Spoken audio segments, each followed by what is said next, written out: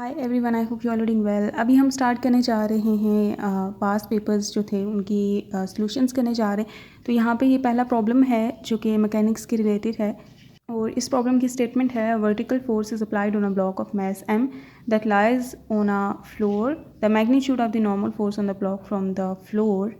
तो यहाँ पे option A B C and D आप पढ़ लें और अभी हम इसके डिस्क्रिप्शन की तरफ जाते हैं और फिर हम एनालाइज करते हैं इनमें से कौन सा करेक्ट होगा। प्रॉब्लम के अकॉर्डिंग हमारे पास एक फ्लोर है, ठीक है, ये मैंने फ्लोर बना दिया है, ओके। और टेबल है, फ्लोर है, कुछ भी आप कह सकते हैं, जो कि काफ़ी रिजिड होता है और उसके ऊपर एक बॉक्स पड़ा हुआ है, ठीक है। और ये वो लेट्स से ब्लॉक है, ठीक है। और अगर अभी तक हमने कोई इस पे फोर्सेस नहीं लगाई तो अभी हम देखते हैं कि कौन कौन सी फोर्सेस एग्जिस्ट करती हैं। तो एक तो ब्लॉक के मैस की वजह से जो ग्रेविटी इस पे एक्ट करती है mg, जो कि डाउनवर्ड एक्ट कर रही है। उसके अलावा हमने जैसे यहाँ पे भी गिवन है normal force that is exerted by the floor on the block, तो वो नॉर्मल फोर्स एक्ट करती है अपवर्ड, ठीक है। फ्लोर जो इस पे लगाएगा ना फोर्स वो अपवर्ड होगी क्योंकि फ्लोर उस पे लगा रहा है तो वो ऑब्वियसली उस डायरेक्शन में होगी, ठीक है। और ये रिपल्सिव इन नेचर होते हैं, दैट्स वाई वो उसको अवे मूव करने की कोशिश करता है, फ्लोर अपने से जुदा करने की कोशिश करता है ब्लॉक को। और ब्लॉक भी नॉर्मल फोर्स लगाता है फ्लोर पे। तो आप एट अ टाइम एक ही लेते हो, तो एक्शन एंड रिएक्शन के केस के तरह के एट अ टाइम एक ही आप लोगे, तो वो हम लेते होते हैं कि ब्लॉक है फॉर एग्जांपल, इस पे हम देखते हैं कि सारे के सारे इफेक्ट्स कितने हैं।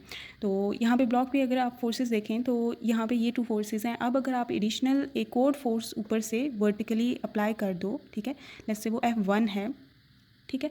तो F1 नीचे की तरफ भी आप लगा सकते हो, ऊपर की तरफ भी लगा सकते हो, वो आगे हम इंक्लूड कर लेंगे।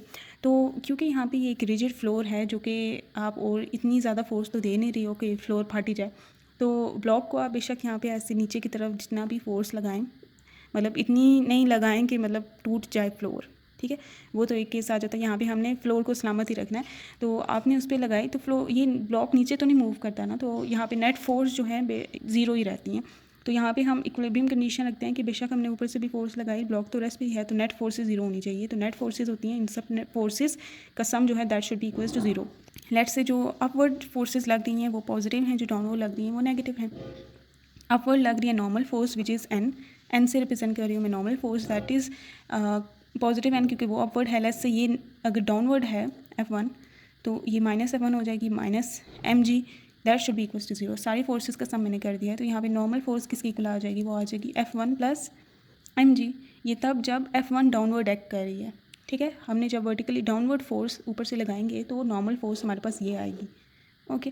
तो अगर आप इसको वर्टिकली अपवर्ड फोर्स यहाँ पे लगा दो, ये डाउनवर्ड की हुई है ना, ये से अपवर्ड कर दो, अब देखते हैं नॉर्मल फोर्स क्या आती है। दोबारा से इक्विलिब्रियम कंडीशन लिखेंगे जिसमें अपवर्ड फोर्सेस पॉजिटिव लेंगे, n भी पॉजिटिव, और ये अपवर्ड फोर्स F1 भी पॉजिटिव लेंगे इस दफ़ा, और mg तो हमेशा नेगेटिव डाउनवर्ड ही एक्ट करती है, that should be equals to 0। तो n की वैल्यू क्या आ जाएगी यहाँ पे mg, और ये इधर ले जाएं तो mg - F1, ठीक है। तो यहाँ पे आप देख सकते हैं कि नॉर्मल फोर्स चेंज हुई है आफ्टर द एप्लीकेशन ऑफ जो आपने एक्सटर्नली वर्टिकल फोर्स लगाई है, ठीक है। तो किस केस में क्या हो रहा है कि जब आपने वर्टिकली डाउनवर्ड फोर्स लगाई तो नॉर्मल फोर्स इंक्रीज़ हो रही है क्योंकि ये दोनों क्वांटिटीज़ ऐड हो रही हैं, it will give a greater magnitude. तो normal force increases when force जो आपने एक्सटर्नली लगाई है वो डाउनवर्ड एक्ट करे, तो और यहाँ पे decreases when the force you have applied अगर आपने अपवर्ड लगाई है। तो अब हम देखते हैं तीनों ऑप्शंस में से या चार जो भी ऑप्शंस हैं उनमें से करेक्ट कौन सा बनता है। ये मैंने डिस्क्रिप्शन इसलिए यूज़ किया क्योंकि मैंने ऑप्शंस पहले से पढ़ लिए थे, तो उसके अकॉर्डिंग फिर मैंने एनालाइज़ किया सिचुएशन को। यहाँ पे मैं ज़्यादा डिस्क्राइब कर रही हूँ, दैट इज़ वाई ज़्यादा टाइम ले रहा है, लेकिन आपने वहाँ पर तो जल्दी जल्दी करना होता है, तो प्रैक्टिस से ही होगा, तो आप प्रैक्टिस करें और ये जल्दी जल्दी प्रोसेस हो सकता है। सो ऑप्शन ए है decreases if F is downward, तो ये तो इनकरेक्ट है क्योंकि हमने देखा कि वो इंक्रीज़ कर रही है इफ़ एफ इज़ डाउनवर्ड।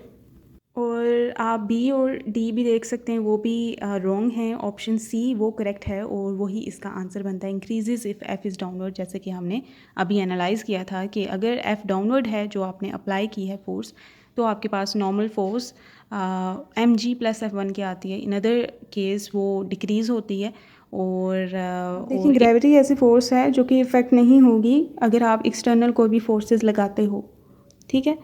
तो लेकिन नॉर्मल फोर्स इफेक्ट होगी क्योंकि नॉर्मल फोर्स का एक्सप्रेशन हमने देखा कि वो इक्वल होता है F1 + mg। mg तो फिक्स्ड है, F1 आप वेरी कर सकते हो। और फिर हेंस जो नॉर्मल फोर्स का मैग्नीट्यूड है that depends upon the external forces. तो ऑप्शन जो लास्ट है वो भी इस पर अप्लाई नहीं होता, मीन्स कि वो इनकरेक्ट बनता है क्योंकि नॉर्मल फोर्स इफ़ेक्ट होती है।